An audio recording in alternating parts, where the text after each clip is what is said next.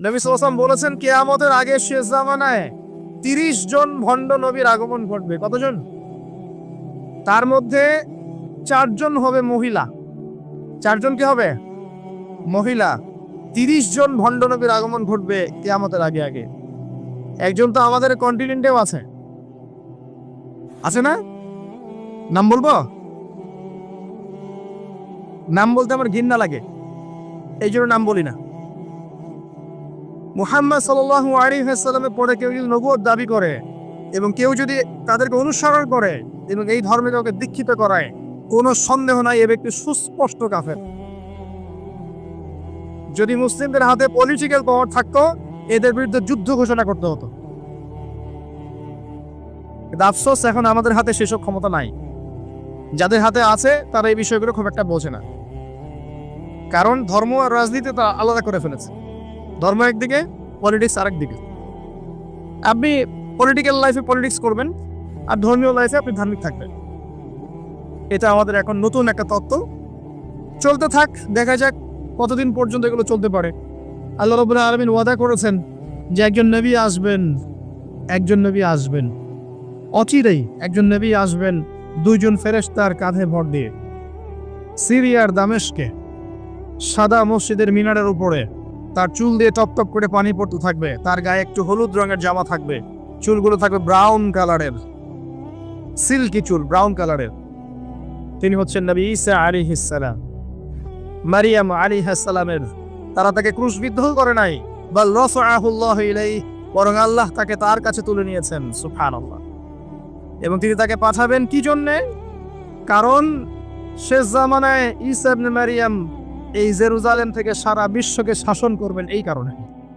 এবং তার হাতে আল্লাহ রাব্বুল আলামিন মাসিহুদ দাজ্জালকে হত্যা করাবেন। একজন নবী এর হাতে বিশ্বের ইতিহাস শেষ হবে, অন্য কারো হাতে শেষ হবে না। এই বিশ্বের ইতিহাসটা শেষ হবে একজন নবীর হাতে। যতক্ষণ না তিনি আসছেন, যতক্ষণ না সারা ওয়ার্ল্ডে তিনি ইসলামী খেলাফা পুনরায় কায়েম করছেন, ততক্ষণ কিয়ামত হবে না ইনশাআল্লাহ। একদম টেনশন করেন না, কিয়ামত হবেই না যতক্ষণ উনি আসছেন না ইনশাআল্লাহ আযজা ওয়া জাল্লা। তাই এভাবেই যাবে। ঈসা ইবনে মারিয়ামের হাতে পুরো বিশ্বের ক্ষমতা থাকবে ইনশাআল্লাহ। তিনি সবচেয়ে বড় ক্যারেক্টার শেষ জামানার। আর তার অনেক আগেই ইমামুল মাহদী ইন্তেকাল করবেন, অনেক আগেই ইমামুল মাহদী ইন্তেকাল করবেন। ঈসা ইবনে মারিয়াম থাকবেন 40 বছর, তিনি ইসলামী শাসন কায়েম করবেন পুরো বিশ্বে। এটা হবে কত সালে, কত বছর পর, কত শতাব্দী পর আমরা কেউ জানি না। মাল মাসউলু আনহা বিআলাম মিনাস সাইল। অনেকটা এমন, আমরা জানি না এটা কবে হবে, এক্স্যাক্টলি কোন সালে। কিন্তু কিয়ামতের আলামতগুলো যেভাবে একটার পর একটা আসছে, এতে মনে হচ্ছে দূরদর্শিতার সাথে যে সময় বেশি বাকি নেই।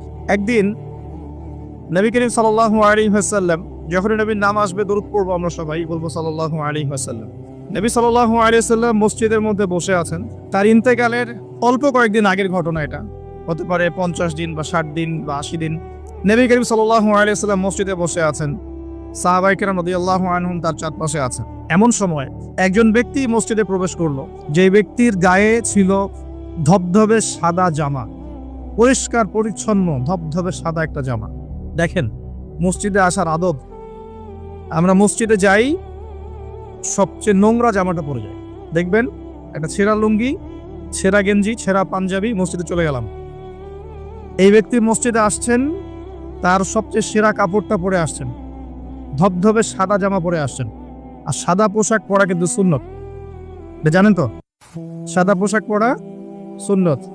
সাদা পোশাক পরে তিনি মসজিদে আসলেন, ধবধবে সাদা পোশাক, এবং তার চুলগুলো ছিল প্রচন্ড কালো, কুচকুচে কালো, সুন্দর পরিপাটি। পরিপাটি থাকা ইসলামে সুন্নত। তিনি এসে নবী সাল্লাল্লাহু আলাইহি ওয়াসাল্লামের কাছে এসে বসলেন। যেভাবে বসলেন তার ব্যাখ্যাটা হাদিসে এসেছে এভাবে, যে হাত্তা জালাসা মা'আন নবী সাল্লাল্লাহু আলাইহি ওয়াসাল্লাম ফাসনাদা রুকবাতাইহি ইলা রুকবাতাইহি ওয়া ওয়াদাআ কাফাইহি আলা ফাখিযাইহি। এই ব্যক্তি নবী সাল্লাল্লাহু আলাইহি ওয়াসাল্লামের কাছে এসে বসলেন, তার হাঁটুর সাথে হাঁটু লাগিয়ে দিলেন।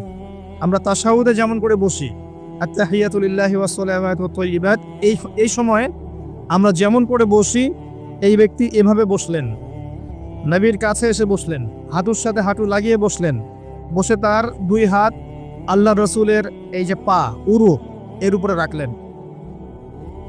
টিচারের কাছে ওস্তাদ, মানে ওস্তাদের কাছে কি স্টুডেন্ট ছাত্র এসেছে বসতে, আদবটা দেখেছেন? আমরা একটু আদবের সাথে বসবো ইনশাল্লাহ। আদবের সাথে বসেছেন, বসে নবী সাল্লাল্লাহু আলাইহি ওয়াসাল্লামকে জিজ্ঞাসা করছেন, ইয়া মুহাম্মদ, বলেন সাল্লাল্লাহু আলাইহি ওয়াসাল্লাম, হে মুহাম্মদ সাল্লাল্লাহু আলাইহি ওয়াসাল্লাম, আখবিরনি আনিল ইসলাম, হে মুহাম্মদ সাল্লাল্লাহু আলাইহি ওয়াসাল্লাম, আমাকে ইসলাম সম্পর্কে বলুন। নবী সাল্লাল্লাহু আলাইহি ওয়াসাল্লাম বলেন, আল ইসলাম, ইসলাম হচ্ছে আন তাশহাদা আল্লা ইলাহা ইল্লাল্লাহ ওয়া আন্না মুহাম্মাদান আবদুহু ওয়া রাসূলুহু। ইসলাম হচ্ছে প্রথমত তুমি সাক্ষ্য দিবে আল্লাহ ছাড়া কোনো ইলাহ নেই এবং মুহাম্মদ সাল্লাল্লাহু আলাইহি ওয়াসাল্লাম তার বান্দা এবং রাসূল। এটা প্রথম pillar, the first pillar of Islam, তাওহীদ, একত্ববাদের সাক্ষ্য দেয়া এবং রিসালাত, মুহাম্মদ সাল্লাল্লাহু আলাইহি ওয়াসাল্লামের নবুয়তের স্বীকৃতি দেয়া, এটা প্রথম। তারপরে ওয়ান তুকিমুস সালাহ, এবং তুমি সালাত কায়েম করবে, 5 ওয়াক্ত সালাত কায়েম করবে। ওয়া তুতিয়া যাকাত, এবং যাকাত প্রদান করবে, নিসাব পরিমাণ সম্পদ হয়ে গেলেই যাকাত প্রদান করবে। ওয়া তাসুমা রমাদান, এবং রমাদান মাসে সওম পালন করবে, রমজান মাসে সওম পালন করবে, এবং তোমার যদি সামর্থ্য হয় তাহলে বাইতুল্লাহ গিয়ে হজ করবে। এই হলো ইসলাম। ইসলামের পিলার কয়টা ভাই? 5টা, তাওহীদ এবং রিসালাত অর্থাৎ কালিমা লা ইলাহা ইল্লাল্লাহ মুহাম্মাদুন রাসূলুল্লাহ। 2 নাম্বার সালাত, 5 ওয়াক্ত। সালাত নাই, ইসলাম থেকে নাম কাটা। মান তারাকা সালাতান মুতাআম্মিদান ফাকাদ কাফারা, কেউ যদি সালাত ইচ্ছা করে ছেড়ে দেয় মুসলিমের লিস্ট থেকে নাম কাটা পড়ে গেছে। জনগণ তাকে হাজী সাহেব বলতে পারে, আল্লাহর লিস্টে নাম নাই, কারণ সে সালাত ছেড়ে দিয়েছে। সালাত ছেড়ে দিলে ইসলামের কোনো পিলার থাকে না। আপনি অন্যান্য গুনাহ করছেন কিন্তু সালাত করছেন, অ্যাটলিস্ট নাম আছে আপনার, মুসলিম আপনি। নামাজ বাদ দিয়ে দিয়েছে, তার ইসলামের লিস্টে তার কোনো নাম নাই। মান তারাকা সালাতান মুতাআম্মিদান ফাকাদ কাফার, সে কুফরি করলো, কাফের হয়ে গেল।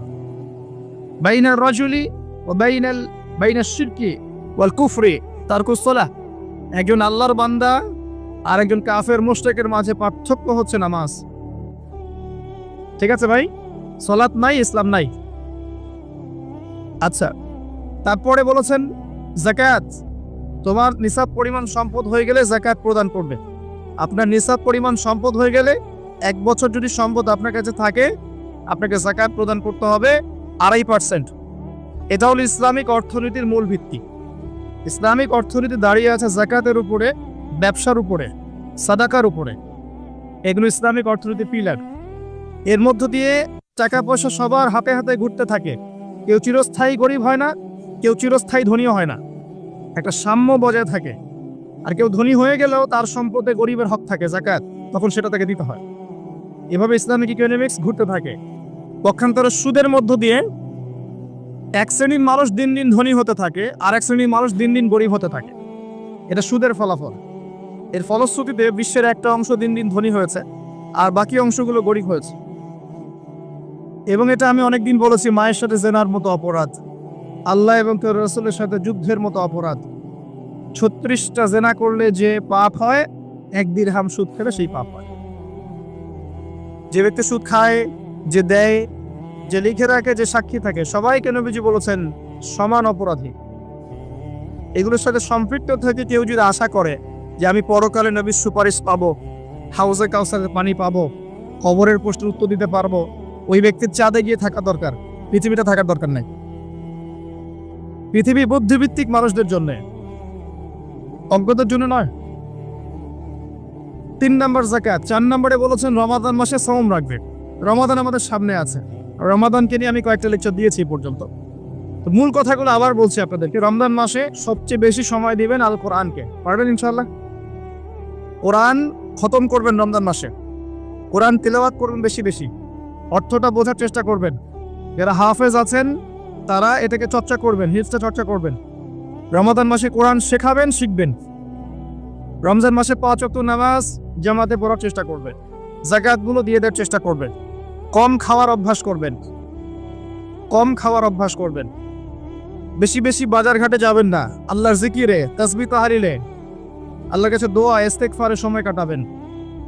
দান সাদাকা বাড়িয়ে দিবেন, রমজান মাসে দান সাদাকা বাড়িয়ে দিবেন, বেশি বেশি মানুষকে ইফতার করাবেন, তারাবির সালাত জামাতে পড়বেন, সম্ভব হলে শেষ দশকে এটা কাজ করবেন, কারণ ওই দশকে কি আছে? লাইলাতুল কদর। শেষের দশকের বিজোর রাতে লাইলাতুল কদর আছে। 21,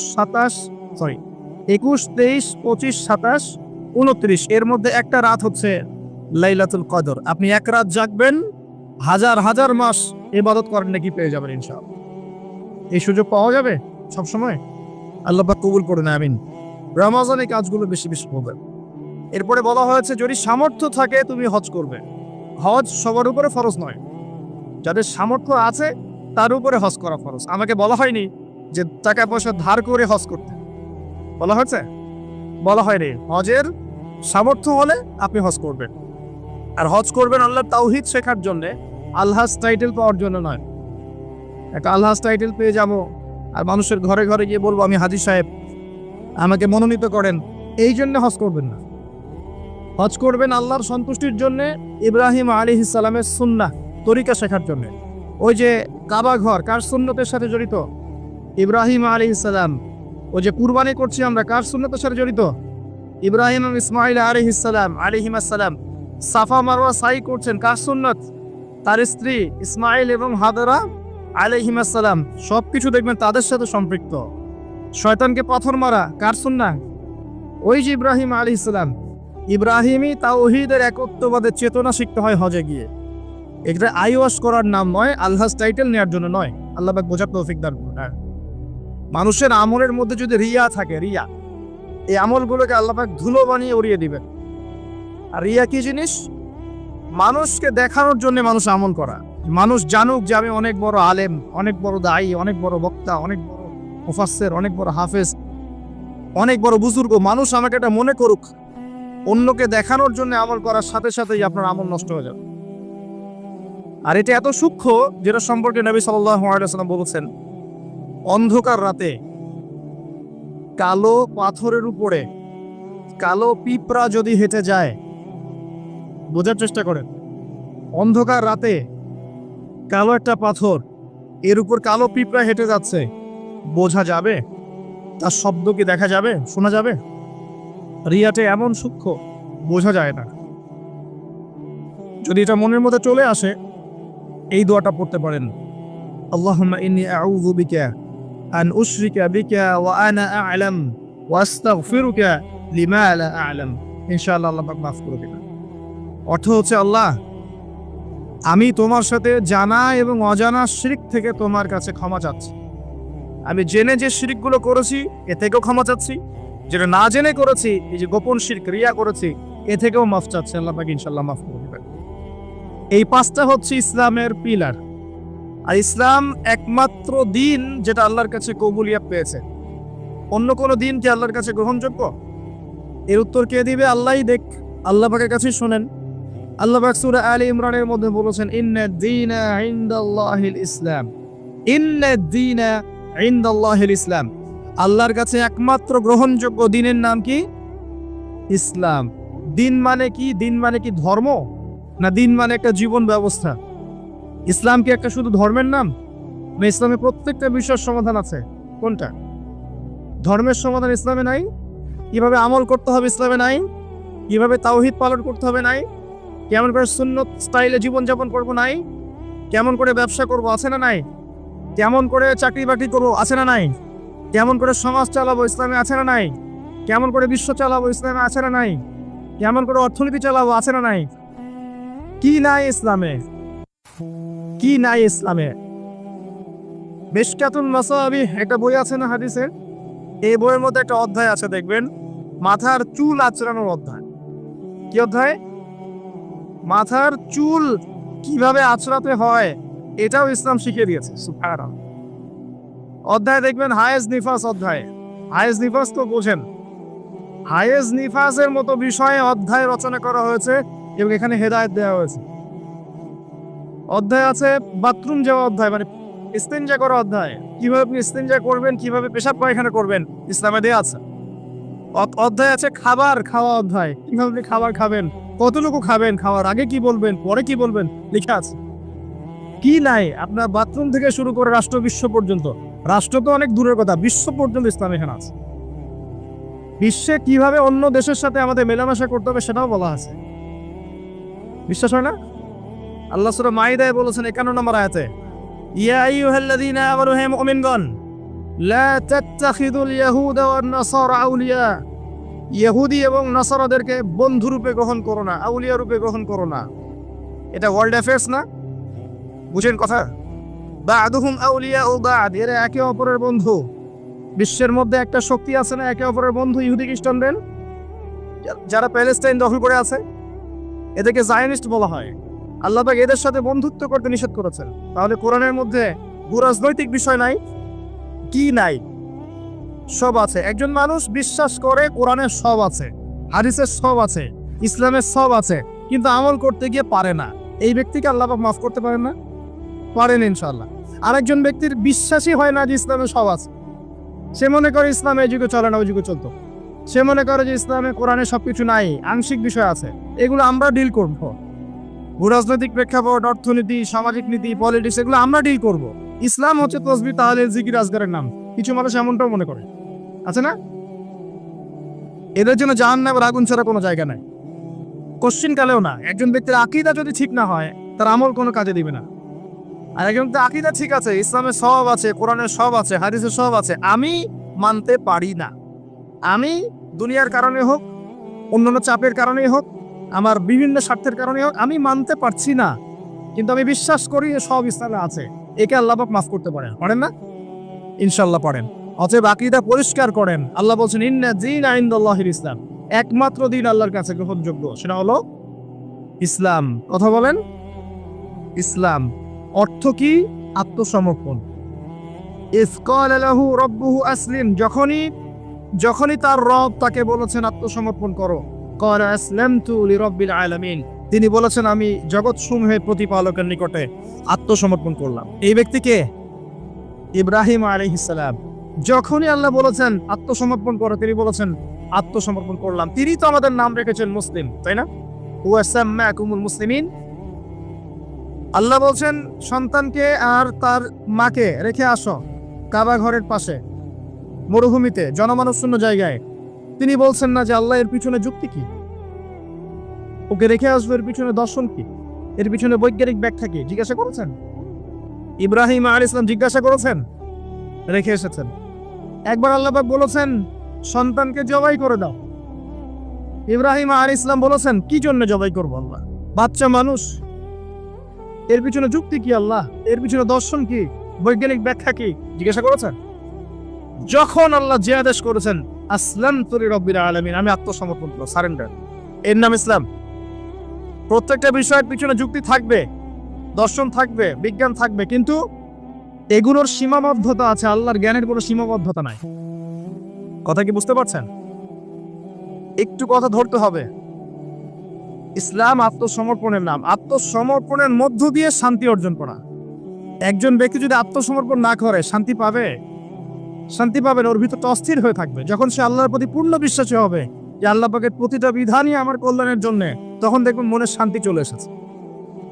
আর যদি অশান্ত থাকে, না এটা ঠিক হতেও পারে, নাও হতে পারে, সংশয়বাদী হয়, বুদ্ধিবাদী হয়, বা অভিজ্ঞতাবাদী হয়, বা সমন্বয় মতবাদে বিশ্বাস করে, বা অন্যান্য দার্শনিক মতবাদের মধ্যে বিশ্বাস করে, ভোগবাদী হয়, বস্তুবাদী হয়, দেখবেন সে মনে শান্তি পাবে না। ইসলাম মানে কি ভাই? আত্মসমর্পণের মাধ্যমে শান্তি অর্জন করা। আল্লাহ পাক যদি আপনাকে বলেন 5 ওয়াক্ত সালাত পড়তে হবে, আপনি কি জিজ্ঞাসা করবেন কেন পড়বো, যুক্তি কি, বিজ্ঞান কি এর পিছনে জিজ্ঞাসা করবেন? যুক্তি, বিজ্ঞান, দর্শন সব সমস্যার সমাধান দিতে পারে? পারে? আমরা তো মনে করি পারে। যুক্তি, বিজ্ঞান, দর্শন সমস্ত সমস্যার সমাধান দিতে পারে? এত সহজ? আমরা যে বেঁচে আছি, আমাদের দেহের মধ্যে একটা রূহ আছে, আছে, আত্মা আছে। আত্মার সংজ্ঞা দিতে পেরেছে বিজ্ঞান, দর্শন, যুক্তি দিতে পেরেছে? আত্মা কাকে বলে, কত প্রকার, কি কি, কঠিন না তরল না বায়বীয় বলতে পেরেছে? সুবহানাল্লাহ। অথচ আত্মা বলে কি কিছু নাই? এই যে গাছের প্রাণ আছে, এই প্রাণ একটা রুহ না, আত্মা না? একটা পিঁপড়ার মধ্যে আত্মা আছে না? একটা পশু পাখির মধ্যে আত্মা আছে না? কিছু একটা তো আছে যার জন্য জীবিত আছে। যখন ডেক তখন কিছু একটা নাই যেটা তার মধ্যে ছিল। কি ছিল না? আত্মা, রুহ, সোল, এটা সংজ্ঞা দিতে পারবে? পারবে না। ফিলোসফিতে আমরা যতগুলো তত্ত্ব করেছি কেউই আজ পর্যন্ত আত্মার সঠিক ডেফিনেশন দিতে পারে নাই। যাই হোক, ওইদিকে আমি যাচ্ছি না। মূল বিষয়টা হচ্ছে ইসলামের প্রত্যেকটা বিষয়কে আপনি যুক্তি, বিজ্ঞান, দর্শন দিয়ে প্রমাণ করতে পারবেনই, জরুরি না। কারণ এগুলোর সীমাবদ্ধতা আছে, আল্লাহর ওহীর কোনো সীমাবদ্ধতা নাই। এগুলোর জ্ঞান সসীম, আল্লাহর জ্ঞান অসীম। কথা কি বুঝতে পারছেন? আল্লাহর জ্ঞানে সবকিছু ধরে, আমাদের বুদ্ধিতে সবকিছু কখনোই ধরবে না। ধরতে পারলে তো আমরাই রব হয়ে যেতাম। নাউজুবিল্লাহ। ইসলাম ছাড়া অন্য দিন চলবে কিনা প্রশ্ন, উত্তর আল্লাহ দিচ্ছেন সূরা আল ইমরানের মধ্যেই। ওয়ামান ইয়াবতাগি গায়রাল ইসলামি দীনান ফালাই ইউকবাল মিনহু, কেউ যদি ইসলাম ছাড়া অন্য কোনো জীবন ব্যবস্থা তালাশ করে, ফালাই ইউকবাল মিনহু, আরবি যারা জানে টুকটাক ব্যাকরণ তারাও জানে, লাই ইউকবালা, কোশ্চিন কালেও কবুল করা হবে না। কখনো হবে এমন না, ফালাই ইউকবালা, কোশ্চিন কালেও কবুল করা হবে না, ফুল স্টপ। কেউ যদি ইসলাম ছাড়া অন্য কোনো জীবন ব্যবস্থা তালাশ করে, ইসলাম ছাড়া অন্য কোনো তন্ত্র, মন্ত্র, দর্শন ইত্যাদি তালাশ করে, এগুলোর মধ্যে সবকিছুর সমাধান খোঁজে, এগুলোর আনুগত্য করে, আল্লাহ বলছেন কোশ্চিন কালেও ওর কাছ থেকে কোনো আমল কবুল করা হবে না।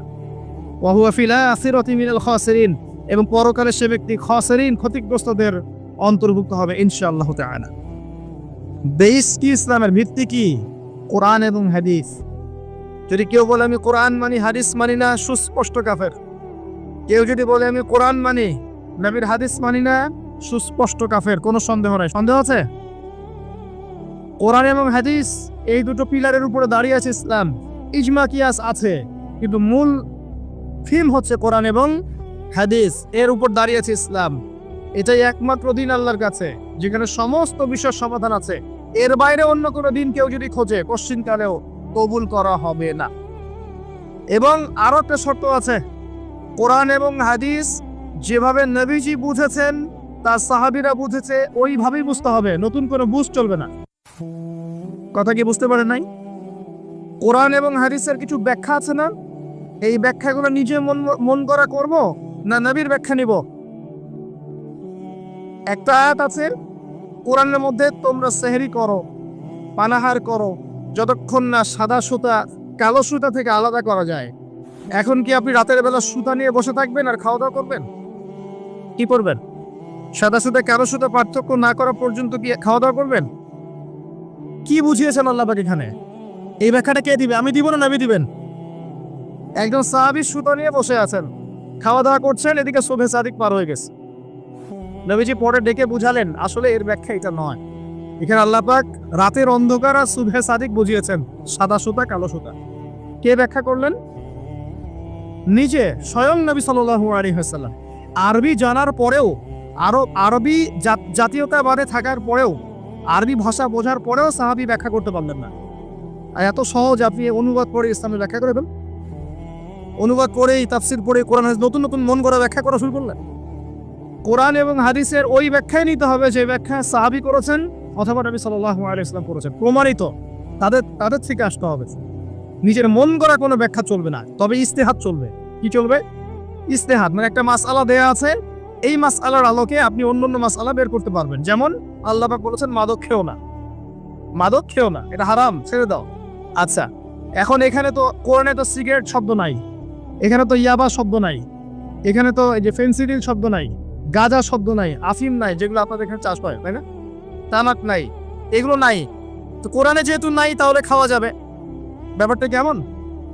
কোরআনের মূলনীতি দেওয়া আছে না? এখন যে কোনো বস্তুই যাই মাদকতা সৃষ্টি করবে সেটাই হারাম, সিম্পল।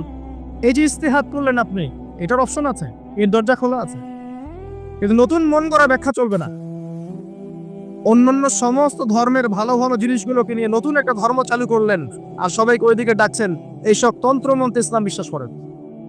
চূড়ান্ত সঠিক রিলিজিয়ন ইসলাম, এখানে সমস্ত কিছু সমাধান আছে, এখানেই সবকিছু আছে, এর বাইরে কিছু নাই। হ্যাঁ, ইসলামের কল্যাণের সাথে যদি কোনো কিছু মিলে যায়, ওই বিষয়টা নিতে আমাদের কোনো আপত্তি নেই। কিন্তু কোরআন সুন্নাহর মূলনীতির সাথে কোনো কিছু যদি না মেলে সেটা মানতে মুসলিমরা কোশ্চিনকালেও বাধ্য নয়। এবং তালগোল পাকিয়ে সমস্ত ধর্মের কিছু নিয়ে একটা নতুন ধর্ম তৈরি করার অধিকার আল্লাহ কাউকে দেন নাই। এটা একটা প্রবৃত্তির দাসত্ব, নতুন ধর্ম। এটা একটা মানব সৃষ্ট ধর্ম। যে ব্যক্তি এগুলোতে বিশ্বাস করবে সে ইসলাম থেকে খারিজ হয়ে যাবে ইনশাআল্লাহ। ওয়া হুয়া ফিল আখিরাতি মিনাল খাসিরিন। খুব সতর্ক থাকবেন। কোরআন সুন্নাহয় যা আছে চূড়ান্ত, এর বাইরে কিচ্ছু নাই হকের, এর বাইরে আসলে কিছু নাই, এটাই চূড়ান্ত। যদি কোনো কিছু মিলে যায় কোরআন সুন্নাহর সাথে মানতে আপত্তি নাই, যদি না মেলে মুসলিম না মানাই তোমার জন্য ওয়াজিব, না মানাই তোমার জন্য ফরজ। আল্লাহ পাক বোঝার তৌফিক দান করুন, আমিন। আর একটা বিষয় হচ্ছে, এই ইসলাম কি নতুন কোনো ধর্ম কিনা? উত্তর জি না। সৃষ্টির শুরু থেকে শেষ পর্যন্ত ইসলামই আছে, এর বাইরে কিছু নাই। আদম আলাইহিস সালাম মুসলিম ছিলেন, ইব্রাহিম আলাইহিস সালাম মুসলিম ছিলেন, নবী মুসা আলাইহিস সালাম বনু ইসরাঈলের নবী, ইহুদিদের নবী, তিনি মুসলিম ছিলেন। ঈসা ইবনে মারইয়াম নাসারাদের নবী মুসলিম ছিলেন।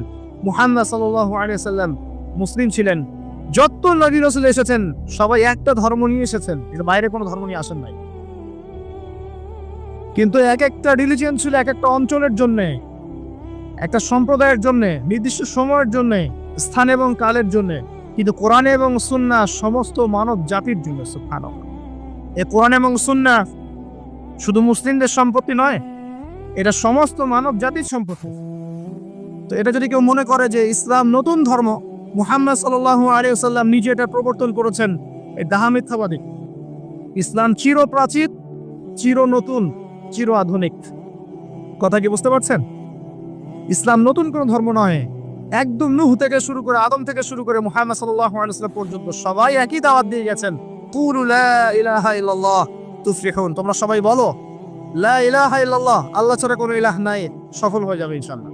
ওয়া লাকাদ বাআসনা ফি কুল্লি উম্মাতির রাসূলা আন ইবুদুল্লাহ ওয়াজতানিবুত তাগুত। আল্লাহ বলছেন আমি প্রত্যেকটা সম্প্রদায়ে নবী পাঠিয়েছি, রাসূল পাঠিয়েছি এই দুইটা দাওয়াত দিয়ে, আল্লাহর ইবাদত করো, তাওহীদে থাকো, শিরিক করো না, আর তাগুতকে বর্জন করো, আল্লাহ বিরোধী শক্তিগুলোকে বর্জন করে দাও।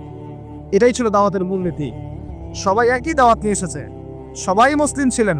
তাহলে সমস্যা হলো কিভাবে? সমস্যা হলো এভাবে, যখন একজন নবী ইন্তেকাল করেছেন তার পরবর্তীতে তার কওম আস্তে আস্তে আস্তে আস্তে ধর্মগ্রন্থকে বিকৃত করা শুরু করেছে। এখন হাদিসের নামে অনেক জাল হাদিস নাই আছে না? অনেক জাল হাদিস, তারপরে অনেক উল্টাপাল্টা হাদিস মানুষ বলে বেড়াচ্ছে না, যেগুলো কোনোদিন শোনেন নাই জীবনে, আছে না? তো আল্লাহ পাক কোরআন সংরক্ষণ করেছেন, কোরআনের মধ্যে কেউ একটা চুল পরিমাণ ঢুকাতে পারবে না, বের করতে পারবে না। হাদিসের নামে অনেকেই জালিয়াতি করেছে, করে নাই? এখন এখানে যদি সমস্যা হয় তাহলে আগের ধর্মগ্রন্থগুলোর কথা চিন্তা করে দেখেন। মানুষ এভাবে নিজেদের স্বার্থে, কখনো ধর্মের স্বার্থে, কখনো দলের স্বার্থে, কখনো রাজনৈতিক স্বার্থে, কখনো ইহুদি খ্রিস্টানদের প্ররোচনায় বিভিন্ন রকম তন্ত্রমন্ত্র শুরু করেছে এবং শরীয়তকে বিকৃত করার চেষ্টা করেছে। এটা শুরু থেকেই ছিল, এভাবেই আস্তে আস্তে ধর্মগুলো বিকৃত হয়েছে। যখনই একটা ধর্ম বিকৃত হয়েছে, আসমানি কিতাবকে বিকৃত করা হয়েছে, আল্লাহ পাক নতুন নবী পাঠিয়েছেন, নতুন আসমানি কিতাব পাঠিয়েছেন। কিন্তু কিয়ামত পর্যন্ত কোরআন এবং হাদিসের বাইরে নতুন কোনো কিতাব আসবে? আর কোনো নবী আসবেন? এবার আসেন যে টপিকটা দিয়েছেন ওখান থেকে কথা বলি। নবী সাল্লাল্লাহু আলাইহি ওয়াসাল্লাম বলেছেন কিয়ামতের আগে শেষ জামানায় 30 জন ভণ্ড নবীর আগমন ঘটবে। কতজন? তার মধ্যে 4 জন হবে মহিলা। 4 জন কি হবে? মহিলা। 30 জন ভণ্ড নবীর আগমন ঘটবে কিয়ামতের আগে আগে। একজন তো আমাদের কন্টিনেন্টেও আছে, আছে না? নাম বলবো? নাম বলতে আমার ঘৃণা লাগে, এই জন্য নাম বলি না।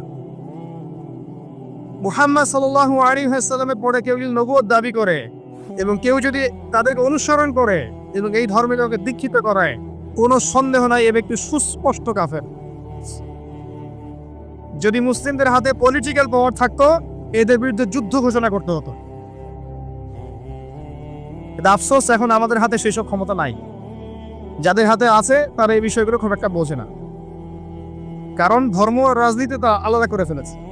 ধর্ম একদিকে, পলিটিক্স আরেক দিকে। আপনি পলিটিক্যাল লাইফে পলিটিক্স করবেন আর ধর্মীয় লাইফে আপনি ধার্মিক থাকবেন। এটা আমাদের এখন নতুন একটা তত্ত্ব চলতে থাক, দেখা যাক কতদিন পর্যন্ত এগুলো চলতে পারে।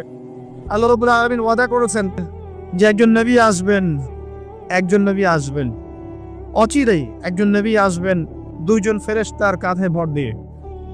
সিরিয়ার দামেস্কে সাদা মসজিদের মিনারের উপরে তার চুল দিয়ে টপটপ করে পানি পড়তে থাকবে, তার গায়ে একটু হলুদ রঙের জামা থাকবে, চুলগুলো থাকবে ব্রাউন কালারের, সিল্কি চুল ব্রাউন কালারের। তিনি হচ্ছেন নবী ঈসা আলাইহিস সালাম। মারিয়াম আলাইহিস সালামের তারা তাকে ক্রুশবিদ্ধ করে নাই, বাল রাফআহুল্লাহু ইলাইহি, বরং আল্লাহ তাকে তার কাছে তুলে নিয়েছেন। সুবহানাল্লাহ। এবং তিনি তাকে পাঠাবেন কি জন্যে? কারণ শেষ জামানায় ঈসা ইবনে মারিয়াম এই জেরুজালেম থেকে সারা বিশ্বকে শাসন করবেন এই কারণে। এবং তার হাতে আল্লাহ রাব্বুল আলামিন মসিহুদ দাজ্জালকে হত্যা করাবেন। একজন নবী, এর হাতে বিশ্বের ইতিহাস শেষ হবে, অন্য কারো হাতে শেষ হবে না। এই বিশ্বের ইতিহাসটা শেষ হবে একজন নবীর হাতে। যতক্ষণ না তিনি আসছেন, যতক্ষণ না সারা ওয়ার্ল্ডে তিনি ইসলামী খেলাফা পুনরায় কায়েম করছেন, ততক্ষণ কিয়ামত হবে না ইনশাআল্লাহ। একদম টেনশন করেন না, কিয়ামত হবেই না যতক্ষণ উনি আসছেন না ইনশাআল্লাহ আযজা ওয়া জাল। তাই এভাবেই যাবে, ঈসা ইবনে মারিয়ামের হাতে পুরো বিশ্বের ক্ষমতা থাকবে ইনশাআল্লাহ। তিনি সবচেয়ে বড় ক্যারেক্টার শেষ জামানার। আর তার অনেক আগেই ইমামুল মাহদী ইন্তেকাল করবেন, অনেক আগেই ইমামুল মাহদী ইন্তেকাল করবেন।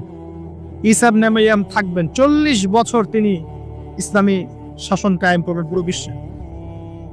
এটা হবে কত সালে, কত বছর পর, কত শতাব্দী পর আমরা কেউ জানি না। মাল মাসউলু আনহা বিআলাম মিনাস সাইল, অনেকটা এমন আমরা জানি না এটা কবে হবে, এক্স্যাক্টলি কোন সালে। কিন্তু কিয়ামতের আলামতগুলো যেভাবে একটার পর একটা আসছে, এতে মনে হচ্ছে দূরদর্শিতার সাথে যে সময় বেশি বাকি নাই। একটা বিষয়ের আলামত প্রকাশ করলে মানুষ বুঝতে পারে না যে একটা বিষয় ঘটতে যাচ্ছে। একজনের ক্যান্সার হয়েছে মনে করেন, নাউজুবিল্লাহ, ক্যান্সার হয়েছে, সে অসুস্থ হয়েছে, আস্তে আস্তে আরেকটু অসুস্থ হচ্ছে, তারপর আরেকটু অসুস্থ হচ্ছে, এক পর্যায়ে লাস্ট স্টেজে চলে গেছে। তখন ডাক্তার বুঝতে পারে না যে এনার হাতে বেশি সময় নাই। কথা বোঝা যায়? যখন এমনভাবে সাইনগুলো একটার পর একটা আসতে থাকে, আমরা অনুমান করে ফেলি না, একটা এস্টিমেট করি না যে সম্ভবত সময় বেশি নাই, এই ব্যক্তি বেশি দিন বাঁচতে পারবে না, হয়তো না, শেষ স্টেজে আছে, ক্যান্সার ধরা পড়েছে, সে একদম শয্যাশায়ী, মৌতের আলামত প্রকাশ পাচ্ছে।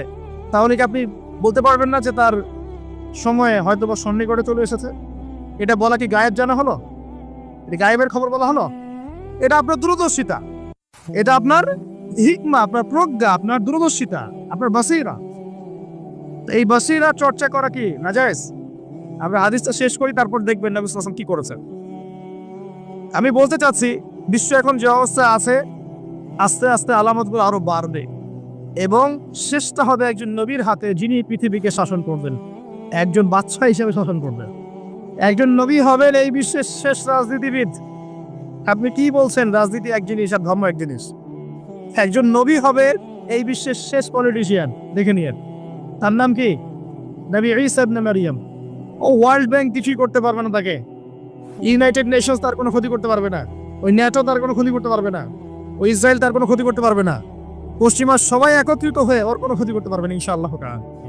আল্লাহ পাক তাকে মদদ করবে, সাহায্য করবে। কে আছে তাকে ঠেকাবে? কে আছে তাকে ঠেকাবে? কেউ নাই। তো এটা হবে ইনশাআল্লাহ। ওই সময় কারা বেঁচে থাকবে আল্লাহু আ'লাম। আমার মনে হয় না আমরা সেই সময় বেঁচে থাকবো। আমার মনে হয় না যে আমরা ওই সময় বেঁচে থাকবো ইল্লা মাশাআল্লাহ। এটার জন্য অনেক সময় পড়ে আছে। আমরা অন্যদিকে আসেন। এখানে একটা বিষয় আপনাকে ক্লিয়ার করা হলো যে কোরআন এবং হাদিস ইসলামের মূল মানদণ্ড। এটার উপর 5টা পিলার দাঁড়িয়ে আছে: সালাত, তার আগে তাওহীদ এবং সুন্নাহ, যাকাত, রমাদানের সওম এবং হজ।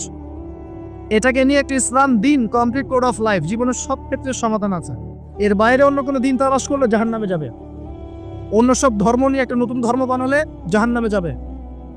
ইসলাম যেভাবে আছে এভাবেই বুঝতে হবে, নবীর বুঝ অনুযায়ী, সাহাবে কেরামের বুঝ অনুযায়ী। এর বাইরে কোনো নতুন বুঝ চালু করলেও বাতিল হবে, গণ্য হবে না। মানে আমিনা আমালান লাইসা আলাইহি আমরুনা ফাহুয়া রাদ। কেউ যদি ইসলামের নামে নতুন কোনো তন্ত্রমন্ত্র চালু করে যার পক্ষে আমাদের কোনো দলিল নাই, সেটা প্রত্যাখ্যাত, নবী সাল্লাল্লাহু আলাইহি ওয়াসাল্লাম বলেছেন। এবার আসেন দ্বিতীয় প্রশ্ন। এই ব্যক্তি প্রশ্ন করছেন, কোন ব্যক্তি? ওই যে সাদা পোশাক, কালো চুল, হাঁটুর সাথে হাঁটু লাগিয়ে বসে আছেন, যাকে আরবের কেউ দেখে নাই, নতুন মুখ মনে হচ্ছে। এবার তিনি প্রশ্ন করছেন, ইয়া মুহাম্মদ বলেন সাল্লাল্লাহু আলাইহি ওয়াসাল্লাম, আখবিরনি আনিল ঈমান, আমাকে ঈমান সম্পর্কে বলুন। নবীজি বলছেন, আল ঈমান, ঈমান হচ্ছে আন তুমিনা বিল্লাহ, তুমি আল্লাহর প্রতি বিশ্বাস করবে, এক, ওয়া মালায়েকাতিহি, ফেরেশতা মণ্ডলীর প্রতি বিশ্বাস করবে, দুই, ওয়া কুতুবিহি, আসমানি কিতাব সমূহের প্রতি বিশ্বাস করবে, তিন, ওয়া রুসুলিহি, সমস্ত নবী রাসূলের প্রতি বিশ্বাস করবে, এটা চার, পাঁচ, ওয়াল ইয়াউমিল আখির, পরকালের প্রতি বিশ্বাস করবে, ছয়, ওয়াল কদরি খায়রি ওয়া শাররি, তাকদীরের ভালো মন্দের প্রতি বিশ্বাস করবে। ঈমানের পিলার কয়টা ভাই? কয়টা? সুবহানাল্লাহ, পাঁচটা হলো। আমার সাথে বলেন, এক নাম্বার কি? আল্লাহর প্রতি, আল্লাহর প্রতি। দুই নাম্বার বলেন, মালায়েকার প্রতি বিশ্বাস। তিন নাম্বার বলে গেছেন, আসমানি কিতাব সমূহের প্রতি বিশ্বাস। চার নাম্বার রাসূলগণের প্রতি ঈমান। পাঁচ নাম্বার ওয়াল ইয়াউমিল আখির, মানে কি? পরকালের প্রতি ঈমান। ছয় নাম্বার ভাগ্য, তাকদীরের ভালো মন্দের প্রতি ঈমান। মনে থাকবে? ঈমানের পিলার ছয়টা। কয়টা? ছয়টা। ইসলামের পিলার কয়টা ছিল? পাঁচটা। এই ছয়টা পিলারকে আবার তিনটা কাজ করতে হবে। কয়টা কাজ? এক নাম্বার তাসদীক বিল জিনান, আপনাকে অন্তর থেকে বিশ্বাস করতে হবে, এগুলোকে অন্তর দিয়ে বিশ্বাস করতে হবে। আব্দুল্লাহ বিন উবাই মুনাফিকের মতো মুখ দিয়ে স্বীকৃতি শুধু নয়, অন্তর দিয়ে বিশ্বাস করতে হবে। তারপরে ইকরার বিল লিসান, আপনাকে মৌখিক স্বীকৃতি প্রদান করতে হবে। দুই, তিন নাম্বার হচ্ছে ওয়াল আমালু বিল আরকান, আপনাকে কাজে বাস্তবায়ন করতে হবে। তাহলে ঈমানের ছয় পিলারতে কি করব? তিন কাজ করব। কয় কাজ? তিন কাজ। এক নাম্বার অন্তরে বিশ্বাস, দুই নাম্বার বলেন মুখে স্বীকৃতি, তিন নাম্বার কাজে বাস্তবায়ন। কেউ যদি বলে আমি মনে বিশ্বাস করি, আমার নামাজ না পড়লেও চলবে? কেউ যদি বলে আমি মনে অনেক বিশ্বাস করি, যাকাত না দিলেও চলে, আমার চলবে? অনেকে তো এখন এমনও বলে যে আমার নামাজ, রোজা, হজ, যাকাত কিছুরই দরকার নাই, আমি মারিফাতের উচ্চ আসনে পৌঁছে গেছি, বলে না? আসলে এরকম ভণ্ডপীর আছে না? সাবধান, ঈমান আমল হারাবেন না। ওয়া'বুদ রাব্বাকা হাত্তা ইয়াতিয়াকাল ইয়াকিন, নবী সাল্লাল্লাহু আলাইহি ওয়াসাল্লামকে বলা হয়েছে শেষ পর্যন্ত, মউত আসার আগ পর্যন্ত তুমি আল্লাহর ইবাদত করতে থাকো। আর এখন এক শ্রেণী মানুষ বলছে নামাজ, রোজা, হজ, যাকাত আমাদের লাগে না, সাধারণ মানুষের লাগে। আমরা তো পৌঁছাই গেছি জায়গা মতো। কোথায় পৌঁছায় গেছেন ভাই? সুবহানাল্লাহ। তো তিনটা কাজ করাই জরুরি। অন্তরে বিশ্বাসও যেমন করতে হবে, মুখে স্বীকৃতি দিতে হবে, এবং কাজে বাস্তবায়ন করতে হবে। আল্লাহ পাক তৌফিক দান করুন, আমিন। কাজে বাস্তবায়ন করতে গিয়ে আপনার দ্বারা ভুল ত্রুটি হতে পারে, কবিরা গুনাহ হতে পারে। আপনি সুদ খেয়ে ফেলতে পারেন, জেনা করে ফেলতে পারেন, আপনি কি বলবো, হারাম খেতে পারেন, কবিরা গুনাহ করে ফেলতে পারেন, মিথ্যা বলতে পারেন, গীবত করতে পারেন, ইত্যাদি ইত্যাদি। অনেক বড় বড় পাপ করতে পারেন কাজ করতে গিয়ে। তখন আপনার জন্য তওবার দরজা খোলা আছে না নাই? মওত পর্যন্ত তওবার দরজা খোলা আছে না নাই? আপনার জন্য তওবার দরজা খোলা আছে, আপনি তওবা করে ফিরে আসতে পারবেন। কেউ যদি কবিরা গুনাহ করে, সে কি কাফের হয়ে যাবে? তাকে কি হত্যা করা লাগবে? লাগবে না। ইসলামের নামে যারা সন্ত্রাসবাদ ছড়িয়েছে, এরা এই আকীদায় বিশ্বাস করে। খারেজি আকীদাটাকে বলা হয়, কি বলা হয়? খারেজি আকীদা। যারা মনে করে কবিরা গুনাহ করলেই মানুষকে হত্যা করা যায়, সে হত্যাযোগ্য, এটা মনে করেই তারা মুসলিম কান্ট্রিগুলোর মধ্যে এই যে সন্ত্রাসবাদ ছড়িয়েছে। আকীদা বুঝতে পারছেন কোন জায়গায়? এই জায়গায় সমস্যা। আহলে সুন্নাহ ওয়াল জামায়াতের আকীদা হচ্ছে কবিরা গুনাহ করলেই কোনো ব্যক্তি কাফের হয়ে যায় না, বরং সে ব্যক্তি ফাসেক বা জালেম হতে পারে, তার তওবার দরজা খোলা আছে, শেষ পর্যন্ত তওবা করতে পারবে ইনশাআল্লাহ। কোন অবস্থায় তার মউত হবে সেটা আল্লাহ দেখবেন, আমার জাত করার কোনো দরকার নাই। আছে? কোনো দরকার নেই। আল্লাহ পাক আমাদেরকে বোঝার তৌফিক দান করুন, আমিন। এটা দুই নাম্বার প্রশ্ন। রাত অনেক গভীর হচ্ছে, আমি অল্প করে আলোচনা করবো ইনশাআল্লাহ, একটু অপেক্ষা করেন। তিন নাম্বার প্রশ্নে চলে আসেন। এই ব্যক্তি প্রশ্ন করছেন তিন নাম্বার। কোন ব্যক্তি ভাই? ওই যে হাঁটুর সাথে হাঁটু লাগিয়ে বসে আছেন, তার গায়ে কি রঙের জামা আছে? তার চুল কেমন? তাকে চেনা যায়? পরিচিত না অপরিচিত? অপরিচিত। তিনি তৃতীয় প্রশ্ন করছেন, ইয়া মুহাম্মদ সাল্লাল্লাহু আলাইহি ওয়াসাল্লাম আখবিরনি আনিল ইহসান, আমাকে ইহসান সম্পর্কে বলুন। ইহসান কি জিনিস, এই সম্পর্কে আমাকে বলেন। এবার আমাদের নবীজি বলছেন আল ইহসান, ইহসান হচ্ছে আন তা'বুদাল্লাহা কাআন্নাকা তারাহ। খুব ভালো করে বোঝেন এই জায়গাটা। আন তা'বুদাল্লাহা কাআন্নাকা তারাহ, তুমি এমন ভাবে আল্লাহর ইবাদত করবে যেন তুমি আল্লাহকে দেখতে পাচ্ছ। কথা কি বুঝতে পারছেন? তুমি এমন ভাবে আল্লাহর ইবাদত করবে যেন তুমি আল্লাহকে দেখতে পাচ্ছ, মানে আল্লাহ কনসিয়াসনেস। আপনি নামাজ করছেন, মনে মনে চিন্তা করছেন আল্লাহ আমাকে দেখছেন। আপনি ব্যবসা করতে বসেছেন, মাপছেন, ওজন দিচ্ছেন, একটু কম বেশি দেওয়ার সুযোগ আছে, কাস্টমার দেখছেন আপনাকে, কিন্তু আপনি চিন্তা করছেন আল্লাহ আমাকে দেখছেন। আপনি কি বুঝতে পারছেন কি বুঝতে পারছি? আপনাকে একটা বিল পাস করতে দেওয়া হয়েছে, আপনার সুযোগ আছে এখানে দুর্নীতি করার, আপনাকে টেবিলের তল দিয়ে টাকাও দেওয়া হয়েছে, আপনি নেওয়ার আগে চিন্তা করছেন যে আল্লাহ আমাকে দেখছেন। আপনি আপনার বান্ধবীর সাথে পড়াশোনা করছেন ফ্রি মিক্সিংয়ে, আপনার বান্ধবী আপনাকে প্রপোজ করছে, চলো আমার সাথে একটু কফি খাও, চলো না একটু ঘুরে আসি, বান্দরবান ঘুরে আসি, চলো না একটু ঘুরে আসি। ঘুরলে কি সমস্যা? বন্ধু বান্ধব একসাথে ঘুরতেই পারে, আর আমি তো তোমাকে ভালোবাসি, তোমাকে বিয়ে করবো, সমস্যা কোথায়? তাই না ভাই? তখন আপনি চিন্তা করছেন যে আল্লাহ আমাকে দেখছে, আল্লাহ আমাকে দেখছে। আপনার সামনে সুযোগ আছে সুদের টাকা খাওয়ার, আপনি চিন্তা করছেন যে আল্লাহ আমাকে দেখছে। সামনে আপনার জমি আছে, আপনি তামাক লাগাবেন না কলা চাষ করবেন, এখন তামাক লাগাতে গিয়ে চিন্তা করছেন আল্লাহ আমাকে দেখছেন। আমি কি বুঝাতে পারছি ভাই? এইভাবে প্রতিটা কাজ করা যে আল্লাহ আমাকে দেখছেন, এই চেতনার নাম হচ্ছে ইহসান। কি নাম? এটা অনেক উচ্চ পর্যায়ে। এই পর্যায়ে গেলে মানুষ আল্লাহর মারিফত পেয়ে যায়, এই পর্যায়ে গেলে মানুষ আল্লাহকে পেয়ে যাবে ইনশাআল্লাহ তাআলা। যখন একজন মানুষ প্রতিটা কাজে ফিল করবে যে আল্লাহ আমাকে দেখছেন। এই যে আপনি রোজা রাখবেন, খাবেন না, পানাহার করবেন না, বাথরুমে গিয়ে পানি খেতে পারেন না, কেউ দেখবে? কেন খান না? কি জন্য খান না? মনে করেন না যে আল্লাহ আপনাকে দেখছেন? এইটাই হলো ইহসান, যে আপনি চিন্তা করছেন আল্লাহ আমাকে প্রতিটা কাজেই দেখছে। আপনি আল্লাহ বিরোধী কোনো কাজ করতে পারি না, আল্লাহ আমাকে দেখছেন। আমি কারো প্রতি জুলুম করতে পারি না, আল্লাহ আমাকে দেখছেন। বোনের সম্পত্তি আত্মসাৎ করতে পারি না আমি, আল্লাহ আমাকে দেখছেন। নামাজ না পড়ে আমি বাসায় ঘুমিয়ে থাকতে পারি না, আল্লাহ আমাকে দেখছেন। যাকাত না দিয়ে আমি থাকতে পারি না, আল্লাহ আমাকে দেখছেন। রমজানের রোজা না রেখে আমি থাকতে পারবো না, আল্লাহ আমাকে দেখছেন। আমি পর্দা না করে বেহায়ের মতো চলতে পারি না, আল্লাহ আমাকে দেখছেন। এই চেতনার নাম কি? ইহসান। মনে থাকবে ভাই। নবীজি বলছেন আনতা আবুদুল্লাহা কাআন্নাকা তারা ওয়া ইল্লাম তাকুন তারা। আর তুমি যদি আল্লাহকে সচক্ষে দেখতে না পারো, কারণ আল্লাহকে তো দুনিয়ার চোখ দিয়ে দেখা সম্ভব না, এটা মনের চোখ দিয়ে ফিল করা যায় আল্লাহ আমার কাছে আছে। যদি তুমি আল্লাহকে দেখতে না পারো তাহলে জেনে রেখো ওয়া ইল্লাম তাকুন তারা ফাইন্নাহু ইয়ারাক, যে আল্লাহ পাক তোমাকে দেখছেন।